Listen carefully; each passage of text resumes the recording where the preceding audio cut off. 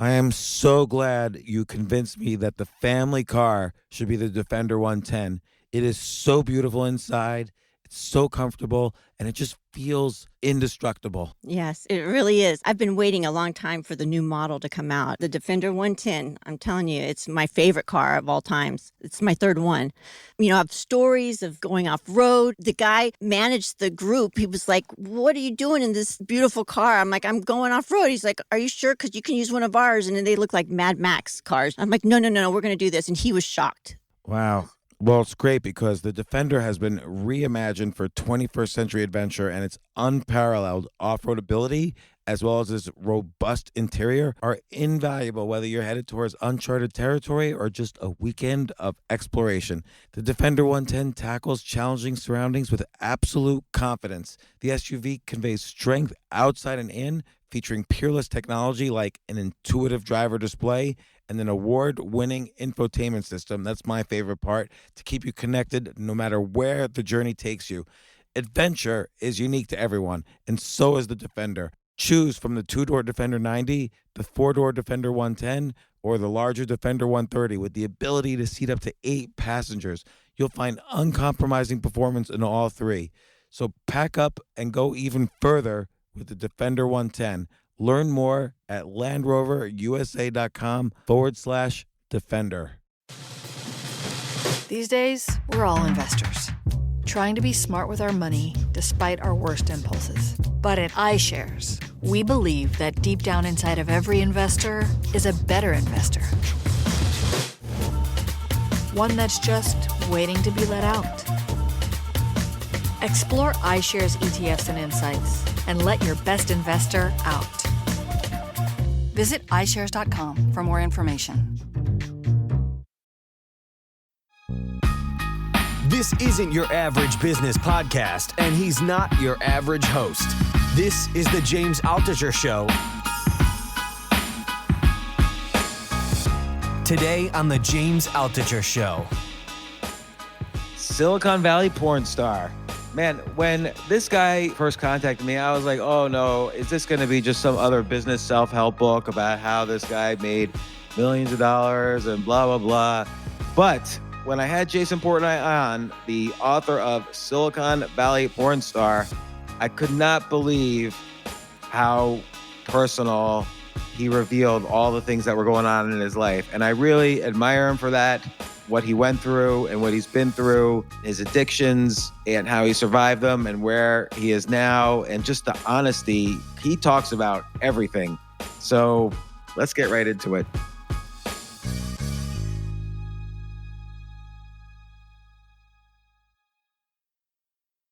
Jason Portnoy, first off, I was intrigued by your story because you were part of the so-called PayPal mafia. You were one of the original employees of PayPal, where Peter Thiel and Elon Musk made their first dips into wealth, which I'm sure you did as well. And then you were the CFO of Palantir Technologies, which was Peter Thiel's biggest company that he started, and on and on. You've been very involved in the whole Silicon Valley thing. But that's not what your book is about. So your book was definitely not what I expected. Let's just put it that way. And I loved how you started just tell the audience the first story you start with in the book. You spend the night with this girl, Lisa, and you're married at the time. And then what happens? Yeah, so I don't spend the night with her, actually. But we have an encounter, and I get woken up the next morning by my phone ringing, and it's her mother, or a woman saying it's her mother, saying, "Where is she?" And I'm like, "What do you mean, where is she? Where's who?" She's like, "Where's Lisa? I know you were with her. She didn't come home." And my heart jumps out of my chest. And that is, that section of the book is called The Wake Up Call. And that was the wake up call. That was the beginning of my life changing. It was crazy. Okay, so it turns out she was they were like trying to scam you a little bit, like something happened and now Lisa needs counseling and they're trying to extort you for money. But what I'm curious about is not necessarily the details of that, but why was this the wake-up call? Like, you were living such a double life at this moment that why didn't you compartmentalize this like you would compartmentalize so many other things? And we'll get to those other things as well. But I that was the one thing that occurred to me. Like, why, if you're living such a double life, you're used to having scares like that probably and hiding them. Actually, I wasn't. I had a few minor scares maybe along the way, but this was the biggest scare. And I don't know exactly if what their plot was or if there was one. I never heard from them again after that morning. Um, but I just assumed that this was it, that my wife was going to find out, and something had happened about a year prior where I had gotten caught doing something I shouldn't have been doing, and I was able to say, "This is the first time; it will never happen again," and all of those standard lines. And so when it happens again, you can't use those same lines. And Right. so I just assumed this was it. I'm caught. The game is over. Why did you assume your wife would find out though?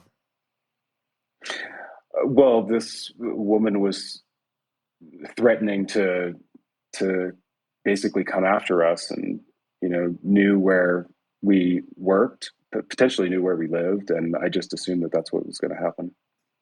So okay, so now let's take a step back because that's how Yeah, you started the story, and it that was was a an good intense way. start. Yeah, it was a good way to. But you started the book that way. So Yeah, I it was gets people's following attention. I was following your literary path.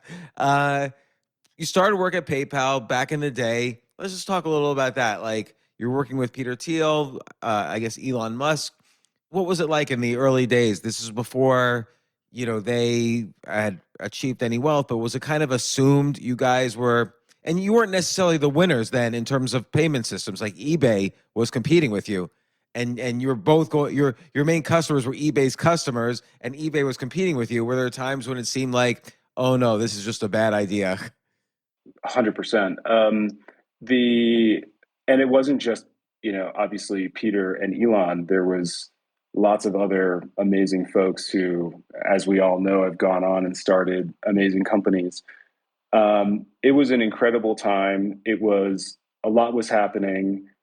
Um, we were um, really fighting against kind of the entrenched financial institutions and industry. The regulators didn't know how to regulate us. There was a lot of competition, including, as you mentioned, from eBay. And also, there was a lot of fraud happening. So, foreign fraudsters had figured out how to use bots to sign up for accounts and siphon money out of the system, and we were losing a lot of money. And so there were lots of moments where we thought, "This is never going to work. It's over. We're hemorrhaging too much money." And probably that's what galvanized the culture and the team, and then the way it did. And it was like our small little boat on this immense ocean of rough waves, trying to brave the seas and survive. And eventually it did. I feel like one of the hard skills of being in a situation like that is that it's probably very tempting. And I'm speaking from the point of view of Peter and Elon Musk. Probably it's very tempting to sell the company quickly before the tide comes in and you're left standing naked there. And I'm sure they had offers because everything was rising up so much, but they probably, they kind of stayed the path and went public and eventually got bought by eBay, or maybe it was the reverse. What do you think kept them going as opposed to quote unquote giving up with an early acquisition? Because I don't think they would have gone out of business given how frothy everything was. I think their worst case scenario at some point was probably like a cheap acquisition. They would make 5-10 million each. Right. I think you're right. Well, I think there's kind of a philosophical goal here of liberating financial flows globally, and like frictionless transfer of money around the globe and things like that. So it wasn't just, hey, let's start something and try to sell it and try to make a buck. Um, I think the company had tried very hard to diversify its payments away from eBay. And there were a lot of different things that PayPal tried, and some of them were more successful than others. But at the end of the day, the payment volume that was flowing through eBay just remained such a huge fraction of the total that in some ways it did feel like we were very vulnerable. So eBay, was definitely fighting. And we felt vulnerable. And I think what happened after that, there had been acquisition offers, but the sense was that the company was getting massively undervalued because of all this stuff that was happening. And so that was why the company went public, was a way of kind of establishing a real fair market value, so to speak. And so the company, you had it right before, the company went public and was worth somewhere around $800 or $900 million, and then eBay bought it for $1.5 billion only 6 months later because it was growing so fast. And so I think that was the motivation there. And so then you have this batch of money all of a sudden, like once the lockup period's over, you're able to sell. And did you find that your addictions into other things heightened when you had more money in the bank? Like money increases testosterone. Having more money increases testosterone, apparently, and which will increase libido. And so describe what your addiction was, and then we could talk about like what happened. Yeah, sure. So I had started looking at online pornography at some point in college, and definitely considered it a habit, um, but didn't really consider it an issue. I thought, oh, this is what all guys do. Um, as I got older and I got into a serious relationship, and then I started to make some money. I do think I don't know if it increases testosterone or not, but it certainly increased my ego. It certainly increased my sense of entitlement and feeling like I'm a successful man, and successful men go out and they get what they want. And I want this thing that I'm not getting. And so I'm going to go get it through whatever means is necessary. And so definitely, I feel like if I had to summarize it with a word, it would be entitlement. Like I am entitled to whatever it is I want. There's several things to unpack there. One is you said you weren't getting something. So you were in this marriage with your Mm, basically your second serious relationship, this Anne Marie, who's your wife. And mhm, as is typical in many marriages, after several years, she doesn't want to have as much sex as you do, or as you put it in the book, she wants to feel close to you before you have sex. And of course, for men, you want to have sex to feel close. So there's a mhm, natural contradiction. And mhm. did you respond to that by also trying to, help her feel closer to you? Or did you immediately say to yourself, I want sex, so I'm going to get that regardless? I think I tried everything. I mean, that's what most guys do, right? We try everything. Um, I tried I tried doing the things I thought I was supposed to do for us to feel closer together. But then when that didn't work, I probably felt resentful and then pulled away, and then we weren't close again. And it was just this rough cycle. And I know this happens to other couples as well. It wasn't necessarily unique to us. There were several choices made, and we'll talk about Anne Marie's choices in a second. And by the way, thank you for writing this book. Like you share so much, and you're very comfortable about it. Are you comfortable about talking about it on a podcast, or does it feel weird to talk about it as opposed to write it? I think I'm comfortable talking about it. It does feel a little bit weird, and I'm very new to this world of podcasting and media and talking publicly. So I think part of me is a little nervous as well. Yeah, I can imagine. And, here we just meet on the podcast, and I'm asking you all these like personal questions. It's something that wouldn't happen, for instance, if we've known each other for years, Right. and discussed the podcast beforehand and so on. But no, I appreciate what you're experiencing. So, you like view pornography almost as this gateway drug to Craigslist casual encounters, then escorts, then Ashley Madison and all that. But you went in that direction, which is almost kind of like these meaningless hookups in the sense that you don't feel anything for these people. You're just going there for sex. But were you ever tempted to have, as Anne Marie was tempted, were you ever tempted to have a romantic relationship outside the marriage that also included sex? Yes, I think part of the Ashley Madison style things, I forget the term for them at the moment, but part of what those websites I think are also selling is this idea that you're in a separate relationship. It's an affair. It's not just a hookup. It's another relationship. And I think part of what it's selling is this idea of you can maybe as a man, I shouldn't be too cisgendered these days, but anyway, when I was experiencing it, it was like, um, I want to support someone. I want to take care of someone. I don't know exactly what was driving all of that, but that's part of the narrative that was playing out in my head. And that was certainly part of the narrative that I felt was being sold on sites like that. And so I feel like you're getting to something else that's somewhat subtle here, which is the book operates, and I didn't want to make it too complicated. I wanted it to be an easy read for everyone. Um, but it kind of does operate on three different levels. There's a social level, which is society. I thought society was telling me that to be a successful man, I should go after money, cars, and women. And those were the status symbols that would make me feel, complete and successful. So there's a societal level, number one. Then there's kind of an emotional level, which was I had some childhood traumas that kind of hurt me. And I started doing things as I grew into an adult to try to avoid some of the pain that I was feeling or to numb some of the pain that I was feeling. So there's this emotional level. And then, and I kind of don't get to this till later in the book, but there's kind of a spiritual level as well, which is that we are all souls moving through this life. There are lessons for us to learn in this life. And my healing really started when I started to understand that and to start focusing on healing my soul, which included healing some of those traumas. Well, and that makes a lot of sense because if you think about it, like when you're a child, your father leaves you early on, your parents have this uncertain relationship, your mother is not always emotionally available, and this is all described in the book. It's probably this emptiness, like no one's filling this gaping hole, which is the need for love that kids have, love from their parents. And so later in life, you think money is going to fill that. You get a lot of money, and there's still something missing for some reason.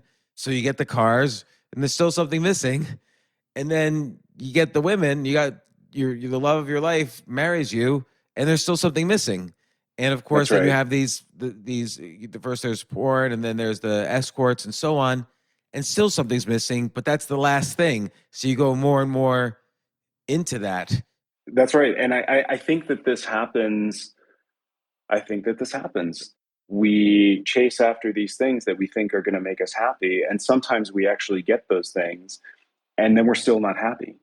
And that's very disorienting. And in some cases, can be very scary. And certainly for me, at times, it was very scary. It was like, wait a minute, my whole life, I thought this is what I was supposed to be doing. And so I did it.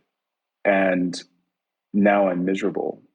Where did I go wrong? That's kind of what was happening in my awakening state. And then, to further kind of underline the pain, like while in the middle of this, you find out your wife is also, because she wasn't having her emotional needs fulfilled by you, you were off at work and in these other encounters, she starts having an affair with someone and she is not willing to end it. And when you find out, it had Mm-hmm. already been going on for 18 months. So I think I would have gone completely insane if I was living your life at that moment. I don't know if you describe in the book how insane you went. It doesn't seem that way. Like you were upset, certainly, but you still wanted to work things out. A, I would have gone insane, and B, there's zero chance I would have worked things out. Well, when I found out about her affair, it was minor correction, but when I found out it had been going on for maybe 10 or 12 months or something like that, but it hadn't quite been, I think it was 18 months in total because it still didn't end for 6 months or so after I found out. I think the only reason I didn't go crazy was because inside on some level, I knew that I was responsible or at least partially responsible, right? Not just because I had no boundaries around my work and I was kind of working all the time, but I had also been engaging in all of these other things, these secrets that I hadn't shared, porn, escorts. I had my own, multi-month affair at some point. And so again, at some level, I felt like, well, maybe it's not, this is what I deserve. I don't know if it was quite that language, but certainly I felt like I've got some responsibility here too. But just because you have responsibility doesn't mean that this has to be figured out. Like, why didn't you at that point consider divorce? And then, okay, you could have this co-parenting situation with this woman you still love, which is your then wife. Then you could pursue other relationships and whatever you want, as opposed to feeling guilty all the time and trying to do the difficult work of working things out. I'm not saying you should have done that. I'm just curious why you didn't do that. Well, we did contemplate divorce, and in fact, I assumed after we had been separated for, I don't remember exactly how long, but maybe it was about 6 months or 5 months, and I felt like I assumed we were probably heading towards getting divorced, and I was kind of sad about that. Well, I was very sad about that. Um, I don't know, this life coach that I talk about a lot in the book had told us fairly early on in the work that number one, don't make any big decisions right away because there's a lot that's going to change. I'm going to introduce a lot of new concepts to you. And um, and then I think also, as we started doing that work, this idea of if we get divorced, we started to learn that like what was driving our behavior probably had a lot to do with, who we were and if we didn't change who we were and we left our relationship and went into new relationships, we're probably just going to make all the same quote unquote mistakes. We're going to have all the same kinds of issues. And so maybe we should try to figure this out before we make that decision. I mean, that's very self-aware to think that, just because it's very easy to think, oh, I'm miserable now. Let's wipe the slate clean and see what happens. At the very least, it seems better to wipe the slate clean. And you didn't do that, which I respect a lot. Yeah, and I do feel like there's a tendency in our culture these days to pull the ripcord, so to speak, early and say, hey, this didn't go exactly as we planned. And so I'm out. You did something I don't like, or whatever the case. And so I'm out and I'm going to go try again with a new person. And I don't know, for us, I'm not exactly sure what it was that kept us together. Um, but what we found is that by staying together and working with each other and helping each other through all of the change and all of the growth, we both changed. Our relationship blossomed and went to entirely new levels that we didn't really know were possible before, and it's been really beautiful. So I understand that for some relationships maybe they shouldn't continue. So I don't want to say that every relationship should try to stick it out and all of these things. Some relationships maybe shouldn't stay together, but in our case it worked.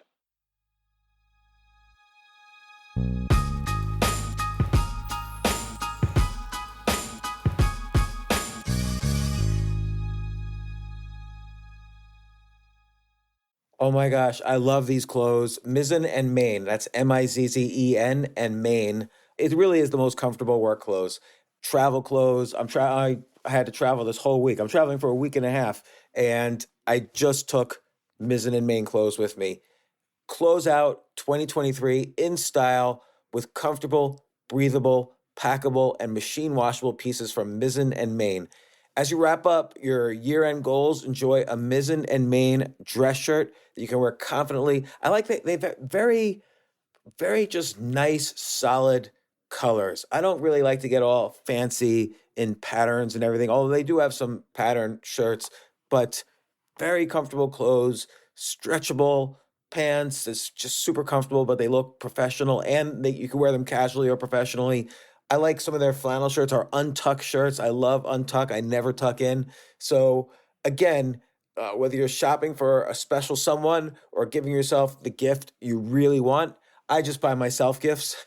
Mizzen and Main is the perfect gift for any guy who works, travels, and or cares about looking and feeling great. As you could tell by my many photos across the internet, I care about looking fantastic. I'm practically a model. And let's be honest, every guy loves to look great. So again, shop now at mizzenandmain.com and save 20% when you spend $130 or more using promo code James. That's promo code James at Mizzen and Maine, Mizzen and Maine.com.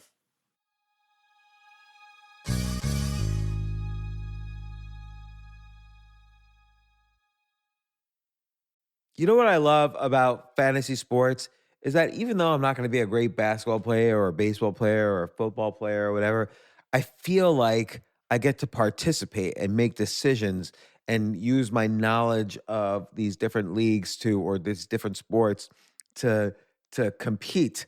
So it's like I can pick my team or I can pick my favorite players and I could use my knowledge to make predictions and maybe even make money. So with the basketball season here, you can now pick combo projections across football and basketball from the Specials League on Prize Picks. This is a league created specifically for combo projections that include two or more players from different sports or leagues. Want to play alongside some of Prize Picks' favorite players like rapper Meek Mill and comedian Andrew Schultz, who's also been a guest on this podcast, and I've been a guest on his? You can now find community plays under the promos tab of the app to view entries for some of the biggest names in the Prize Picks community each week. Look, Prize Picks even offers a reboot policy so that your entries stay in play even if one of your players gets injured. For football and basketball games, if you have a player who exits the game in the first half and does not return in the second, that player is rebooted. Prize Picks is the only daily fantasy sports platform with an injury insurance policy. What?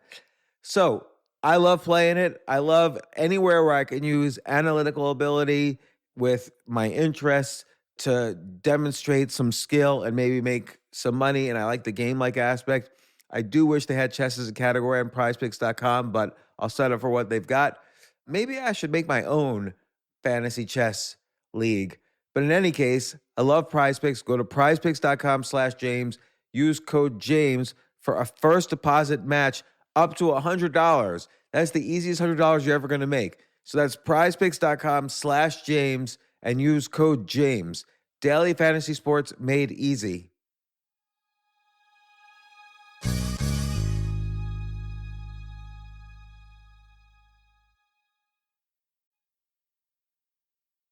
When you were having your multi-month affair in the middle of all this stuff, was that a situation where you considered leaving Anne Marie for this other person? No, I never did. So it was it wasn't necessarily romance or love. It was more kind of a ongoing fling. Yes, and the thrill, the danger of trying not to get caught. I kind of mentioned this in the book. Looking back, the spark and the energy and the electricity that I felt in a lot of those experiences wasn't really about the sex.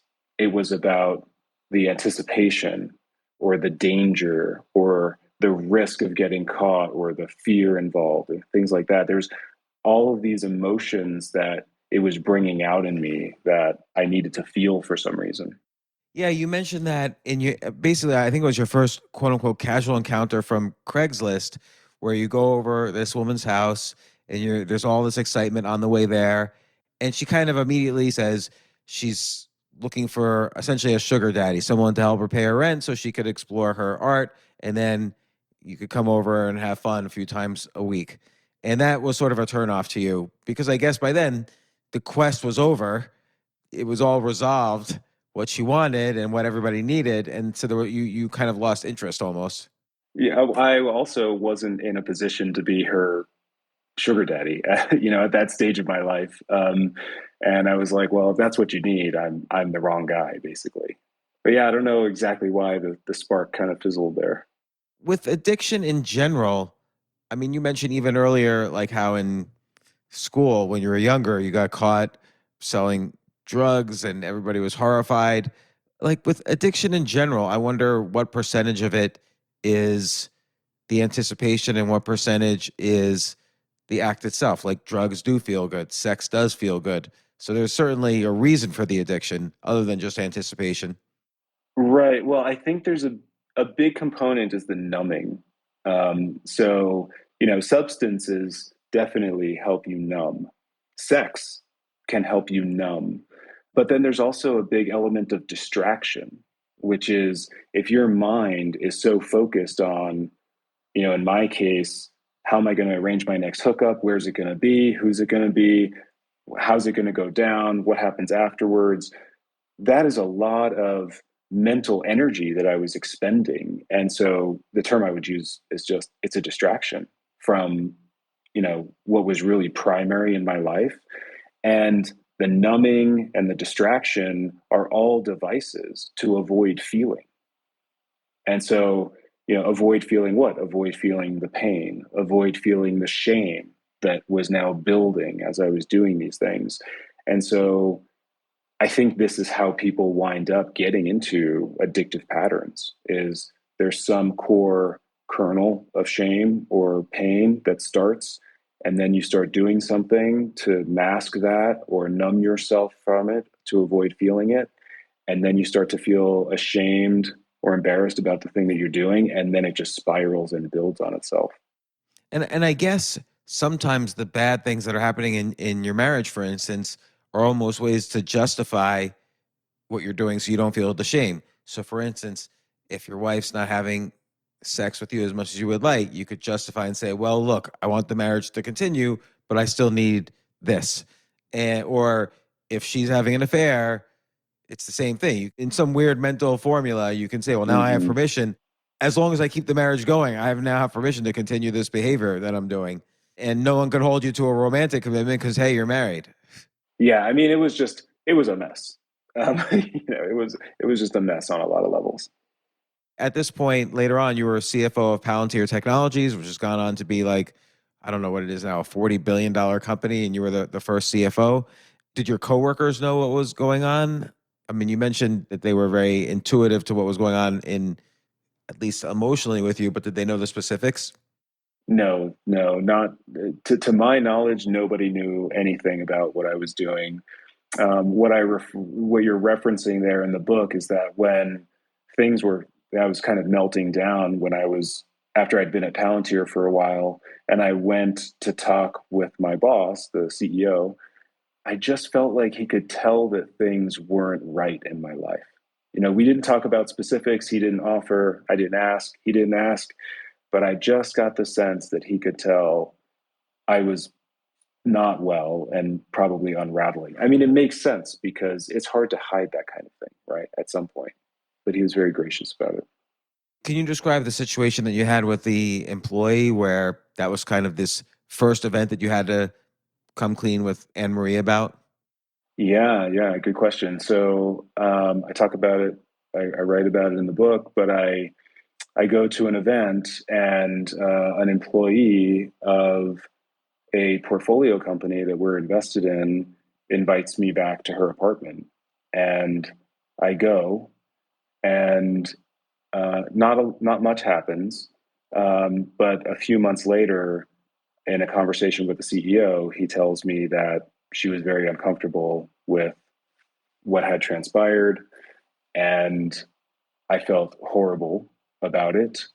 And I thought that it might become a larger issue, and so I felt like I should tell Anne Marie about it so that she would hear it from me. And so that's kind of the first time where I said, hey, I did this thing that I shouldn't have done. I'm really sorry. Nothing like this has happened before. Nothing like this will happen again. Again, the standard lines. And she believed me. But yeah, that was very, very uncomfortable. And again, I'm wondering why you felt the need to tell her like well before there was an indication that it might be public. Like I wonder if something inside of you wanted to talk to her about these things.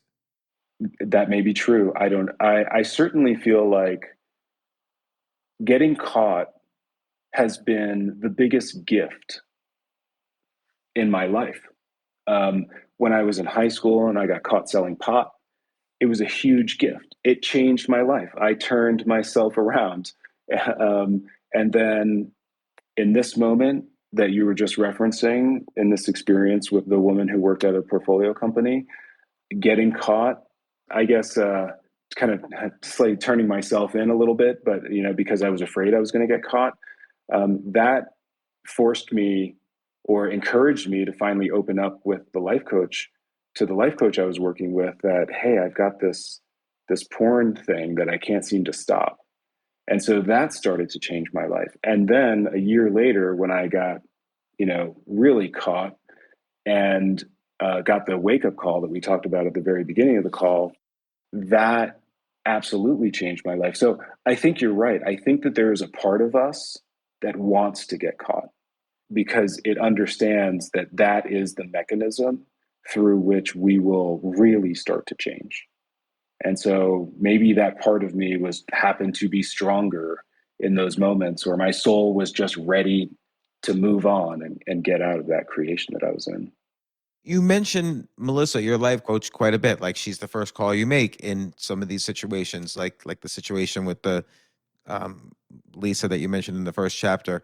And I always think the life coach business is a little bit scammy because anybody could put up a shingle and say, "Hey, I'm a life coach," but she sounds actually really particularly good the way you describe her in the conversations you have. I mean, even just the advice in that first chapter where she says you need to go to the police. It was a really good instinct that turned out to be correct. What made her such a good life coach? This is a great question. I've been getting so many emails from people asking me for introductions to her since the book came out. Um, I think first of all, so life coach is a little bit tricky. People would ask me like, "What is a life coach?" And I would say, this is years ago. I would say, "Well, a coach, in my view, is like someone to hold you accountable." So even professional athletes at the top of their game have coaches. Michael Phelps, when he was winning in the Olympics, he had a coach. Tiger Woods has a coach. These elite athletes have coaches. It's someone to hold you accountable, call you out on your BS, not let you get lazy, push you out of your comfort zone. So, Melissa has done all of that for me, challenging me on my BS, pushing me out of my comfort zone, encouraging me to try new things like that. What's a little bit unique, and I don't really talk about this in the book because I don't want to have too many mixed messages, but she has also introduced me to a spiritual path that has really had really changed my life. And so in the book, I talk about this metaphor of climbing my spiritual mountain or a person climbing their spiritual mountain. And in that regard, I would say she's like a mountain guide where she has climbed very far up her own spiritual mountain and now is willing to come down and hold hands with someone like me and say, okay, I've been down this road. It's not exactly the same road, but it's very similar, and I'm going to help you down this road now. And so, yeah, life coach is a little bit simplistic, and I know that it's not well defined, but I wasn't sure what other term to use. And then you also turn towards Sexaholics Anonymous. What do you think the role of that was in your, let's call it, recovery? Pivotal. It was a lifesaver. So when I revealed, so the timeline, there's this moment when I leave Palantir because I'm spinning like a top, and I'm fraying at the seams, my life's falling apart. 6 months later, I find out my wife's having an affair. I play the victim. I never reveal that I had been doing my own bad behavior, having my own hookups or affair or whatever. I don't say any of that. And eventually, my wife and I get back together. I'm on good behavior for a little while, and then these things start to happen again. And so when I finally come clean and admit that not only are these things happening now, but they've been happening all along and I never shared it before, it was extremely devastating for Anne Marie, right? It's like you lied through all of that stuff we went through where I thought we were both coming clean. Like you allowed me to feel like the perpetrator and things like that. And it was really horrible that I had done that. Once the affair was revealed with her, and I guess maybe she felt a little guilty about it, why do you think she wanted to continue it? I guess at that point you moved out and it was sort of like you were heading on this road to divorce. Did she think she was eventually going to get married to Bradley and you guys just have separate lives after that? Yeah, I think at some point she just assumed that he was her future and that they were going to go start a life together. And yet you wanted to really work on the marriage and make it work? I guess because there's also the feeling you mentioned, of course, money, cars, women, but there's also kids. You had Maya, you had a child together, and the one thing about divorce is that you think to yourself, I'm never going to have the same type of relationship with this child again if we get divorced, and that could feel like the worst feeling in the world. Yeah, absolutely. But you're touching on an important point, I think, here, which is it seems like I did a good thing by wanting to work on the marriage and stay together in that first time that we were in a very rough period. It's entirely possible that my motives for that weren't really pure, that my motives for wanting to keep the marriage together were because I was afraid of being on my own. Hmm. And so it feels like I did a good thing by sticking through it and working through it. But looking back, I don't think my motives then were actually pure. If they had been, I would have revealed all of my secrets. So I was maintaining a lie in order to stay in the relationship. When I finally got well, after years of kind of coaching work and therapy work and things like that, I finally got well enough to where, to your point earlier, a part of me was ready to get caught. And I was ready to risk losing Hmm. my marriage. Um, that's when I was willing to finally come clean and share all of my secrets. And when that happened, I moved out and lived by myself and went on this very intensive retreat for a while to try to do a lot of soul searching. And you stayed single during this time, right? Correct. So that must have been kind of a very important step in recovery, knowing that you could have kind of that emptiness filled without necessarily having to have sex every day or Well, sex with and strangers or whatever. that's right. And this is now going back to the question you asked earlier. I never quite got to the end of it, which is you asked, how did Sexaholics Anonymous factor in? And so when I moved out, I was very scared. I assumed I was going to lose my marriage. I thought there's no way we're going to recover from this. I didn't know what was going to happen professionally because I didn't know if this was going to become a public thing and this was a pattern of behavior. And so I was very scared, and Sexaholics Anonymous became a lifeline. I went to the first meeting and I mostly just sat and listened. And it was this room full of people who were going through similar things that I was going through. Every story slightly, of course, every story is unique, but a lot of similarities as well. And all of a sudden, it was like a room of people I felt like I belonged in, who accepted me for my faults and who understood that I was doing this thing that I kind of couldn't control, and it was destroying my life, and I didn't know how to stop and all of that stuff.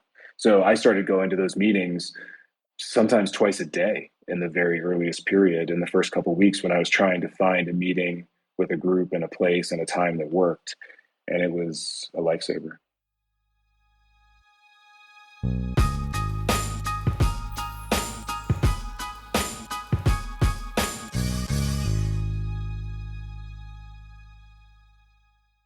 This is such a valuable service for all business owners, big businesses, small businesses, doesn't matter. I wish I had this in the many different businesses that I've started. Sometimes it seems like your business is humming, but then suddenly you don't understand it. You're starting to fall behind. You're not understanding where your costs are, where your revenues are, where your payments are. Teams are buried in all sorts of like BS work, and you can't seem to close the books. So you need like one dashboard, one source of truth. I'm jealous of this business, NetSuite from Oracle, of course, NetSuite by Oracle. I wish I'd come up with this idea. It's a brilliant concept to have all your business intelligence on one dashboard. This is why you need to know these three numbers: 37,000, 25, and 1. So 37,000, that's the number of businesses which have upgraded to NetSuite by Oracle. NetSuite is the number one cloud financial system, streamlining accounting, financial management, inventory, HR, and more. 25. NetSuite turns 25 this year. That's 25 years of helping businesses do more with less, close their books in days, not weeks, and drive down costs. 1, because your business is one of a kind. So you get a customized solution for all of your key performance indicators, your KPIs, in one efficient system with one source of truth. Manage risk, get reliable forecasts, and improve margins. Everything you need to grow all in one place. So right now, download NetSuite's popular KPI checklist designed to give you consistently excellent performance absolutely free at netsuite.com/James. That's netsuite.com/James to get your own KPI checklist. netsuite.com/James.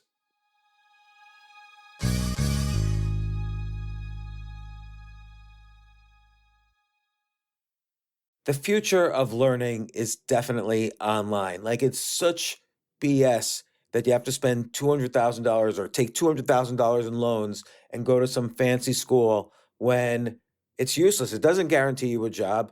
Most employers, including me, do not care about degrees or grades or anything like that. We want to care that you love what you're doing, that you know what you're doing, in some cases that you have experience or that you're willing to learn. But people in general love learning and are curious. Like, the key to success is curiosity. And I think masterclass.com is the perfect model for online learning. I'm really happy they're sponsoring this episode. If you're going to give a gift, give the gift of learning. Masterclass makes a meaningful gift this season for you and anyone on your list, because both of you can learn from the best to become your best, from leadership to effective communication to cooking. Let me tell you some of the classes I've taken. I've taken comedy from Steve Martin. I mean, can you believe I can take a class from Steve Martin on comedy, or Judd Apatow, my favorite comedy director? I could take an actual class from him on writing. Wolfgang Puck on cooking. Dan Brown on writing, or Judy Bloom, who's been on this podcast, on writing. By the way, Wolfgang Puck also has been on this podcast. It's such a pleasure. I try to take classes all the time from masterclass.com.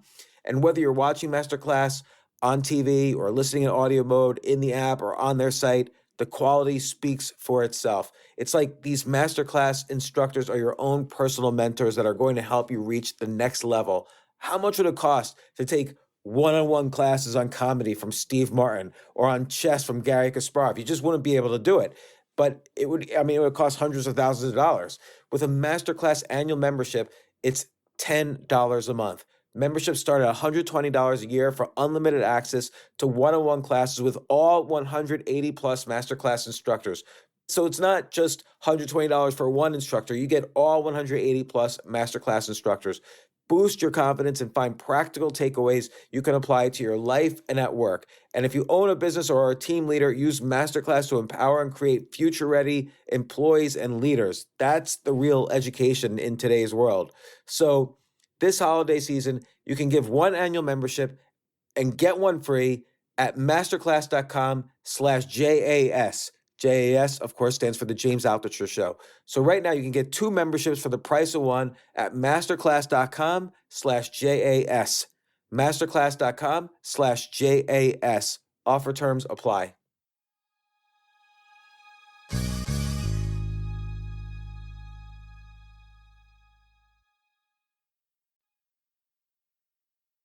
Any 12-step program basically says that recovery is lifelong, that you could always slip back unless you kind of stick with the meetings and keep focusing on this. Do you think that's true for sex addiction? And the reason I ask is, like, as you get older, kind of your libido declines. Right. Well, I think that the addiction, the term that I use, I don't want to say it's a substitute term, but I feel like the way we get into these addictive patterns is this shame cycle, where there's a pain or a shame, and then we try to numb it or avoid it or distract ourselves from it. And we do that by acting out in some way that provides that numbing or distraction. And then we're ashamed of that thing, and it just starts building and building and building. I do feel like with a lot of internal work, you can start to rewind that process and go back and deal with that shame, touch that pain, and feel it, let it move through you, not avoid it anymore, to a point where you're no longer looking for something to numb you. You're no longer looking for something to distract you. And it's an interesting one because I do aspire to have a very healthy sexual relationship as part of my marriage. And so, how does one do that when this has been part of your past? And so that's been a really interesting part of the journey too. And how is that going? Yeah, it's going great. For me, the way this kind of manifested was getting neutral on sex, basically. And what does that mean to be neutral? To be neutral for me means if it's available, I may take the opportunity and may enjoy it, but I'm fairly neutral on it. I'm not chasing after it like I was when I was young, where it was like the only thing I was chasing after, it seemed like, nor am I trying to avoid it and say it's bad or something like that. So I'm trying to be in the middle and to be neutral. And in fact, I'm trying to do this in every aspect of my life, to be neutral. There's a couple interesting things there. There's the neutral in the rest of your life, which actually makes a lot of sense for reasons I'll mention in a second. But the neutral on sex is interesting because in a marriage, usually someone initiates first, right? So being neutral, does that mean you don't initiate, or sometimes she does, or sometimes you do, and you're fine if it's not the right day? Or like, what does neutral mean in this context? Well, I'd say it's very balanced. And I think that, so in the book, I talk about at some point I had to start questioning everything that I thought was true or real. And I feel like our society's relationship with sex is something that I had to really start questioning. Why is it so pervasive? Why is it so in our face all the time, everywhere? It's the subject of so many conversations. It creates so much drama in relationships. Even just this issue where one partner wants it more than the other partner, and it creates all this stuff. There's something about this. It seems to be more highly charged than it should be. In our relationship, we have tried to kind of dial down the volume on it and make it less of an issue, less of a thing that we're focused on. And the more we've done that and the more neutral we've gotten on it, the better it feels like our relationship has been.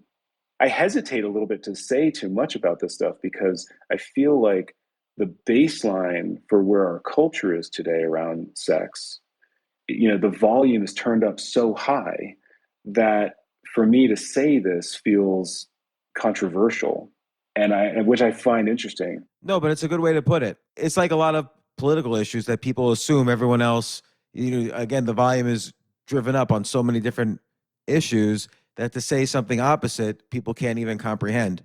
Right. But you also mentioned, I want to talk about neutrality in every aspect of life. Like you mentioned earlier that you've started to learn to let the pain go through you.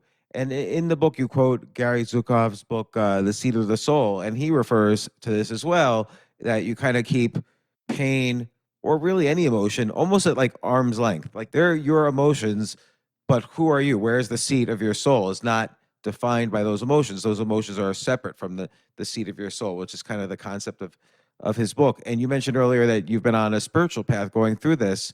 I'm curious if you've had other similar authors, like obviously Eckhart Tolle, The Power of Now, or have you read Michael Singer's book, The Untethered Soul, or The Surrender Experiment? I've read The Untethered Soul. That was a while ago. That's a great book. He's been on the podcast, and I actually visited him down in his neck of the woods. And then there's also, they all kind of revolve around different traditions, like this guy Ramana Maharshi, who was from India, and a couple other, there's like kind of different paths all over the world that sort of follow this one concept of keeping the soul and the emotions experienced. The emotions are almost a man-made experience and different from the real you. Yes, I'm actually listening to Seat of the Soul again right now. I think it's like my third or fourth time listening to the book. I love the book. And I agree. What Gary Zukav talks about is this idea that a lot of what we're experiencing, you could consider an illusion. It's just part of this earth experience that our soul is having, but it's not actually our soul. I don't take a step of saying that means I need to keep my emotions at bay necessarily, or excuse me, arm's length. Which he doesn't say. I should state that You still Right. have all the emotions. Right. It's like you can't stop thinking. You still have the thoughts, but who is it that's having the thoughts? That's right. Is it you? Are you that, or are you deeper? Right. And so I feel like, again, something I mentioned earlier, not just the book exists on all these different levels, but we also exist on all of these different levels at the same time. There's a social level, right? We're existing together. We're having a conversation. We're going out to dinner.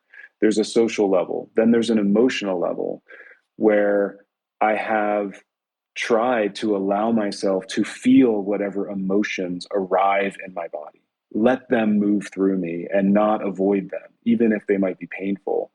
Because when you avoid them and bottle them up, it squeaks out of you in all these different ways. You know, it could be bad behaviors. And then we're all also on another level having this spiritual journey where we are souls that are moving through this earth experience and learning lessons. So I think they're all happening at the same time. It makes it slightly complicated to talk about, and I'm still trying to figure out how to talk about that, but that's how I see it right now. Yeah, it's interesting to look at it on many different levels because take kind of a classic spiritual text like the Tao Te Ching by Lao Tzu. To this day, nobody knows if that was a spiritual book or a book of political advice because it does apply to other areas of life. And at the time, Confucius, who was a contemporary of Lao Tzu's, was a political advisor. Like his words of wisdom can be taken in a spiritual way, but it was more clear that he was a political advisor to kings and so on. And Lao Tzu was his bio is a little more unclear. We don't know if it was a political book or a spiritual book because it applies to both. It does happen on many levels. Yes. And my feeling is that the spiritual level is the substrate, it is the lowest level. And so, what I have learned in my own journey, and you asked about authors before. Gary Zukav's a good one talking about this. There's another author named Emmett Fox who also kind of talks about this concept where if I focus on trying to kind of heal something inside of myself or resolve something inside of myself, it will naturally resolve in my life. And so if I focus on that spiritual side, and we use the term spiritual, what does spiritual mean? I have a body. There's like my physical body. I have a brain. There's my mental brain. But then there's this other part of me, right? And so we're using the term spiritual to refer to that other part of us. It's not your brain. It's not your body. That's something else. I do feel like that is the core bottom layer. And so that's where I'm focused now in my own life. If I get things right at that level, everything else that's built up on top of that substrate will be right, is kind of the philosophy I'm using. Yeah, I like that a lot. Well, Jason, are you going to write another book? I mean, this is a pretty intense book. I don't know. Are you embarrassed? Like your people who worked with you all during this period who didn't know this stuff, are they like calling you and like, dude, I didn't know. You should have told me. Yes, I've gotten all of that. I'm not embarrassed though. I went through a phase of being embarrassed about this stuff, and that was part of the journey. But at this point, it's like this all happened in the past, and I learned so many valuable lessons. And now I want to share it so other people can learn from my experiences. And if it can be helpful, that's really the only goal here. Well, you're a good writer, so consider writing another book. Yeah, I have thought about that. The next one would potentially be how all of these things that I learned translated into my professional work. Because we didn't really get into this. We got into my early career and then all the stuff that happened. But then I've had another career essentially that has happened while some of these things were happening and then after I went on this addiction journey. And it has really changed the way that I operate professionally. And I think that could be an interesting book. Absolutely, because you could basically recognize in others what you learned about yourself. So you can see when other people might be geniuses in one area of life, like business, but are having problems in another area of their life. And by knowing that and being aware of it, you could help guide them so that your return on investment, you're an investor, is better. That's right. And of course, you don't do it just for that reason, but it's an outcome of that.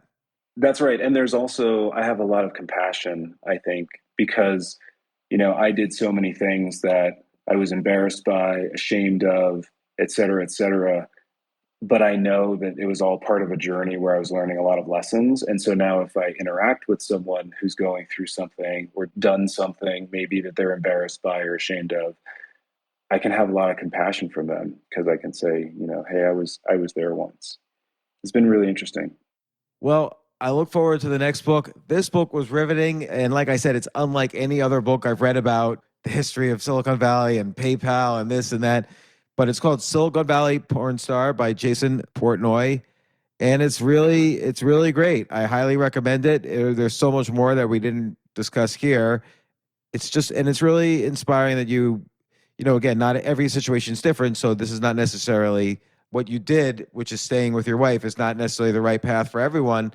But it's really admirable how you guys did it. And you dedicate the book to her. You acknowledge her in the acknowledgments. And it's a really beautiful book. Thank you so much for writing it and for coming on the show. I'm sure a lot of people listening can relate or understand. And I really appreciate it. Thank you. No problem. Thanks for having me. Thank you.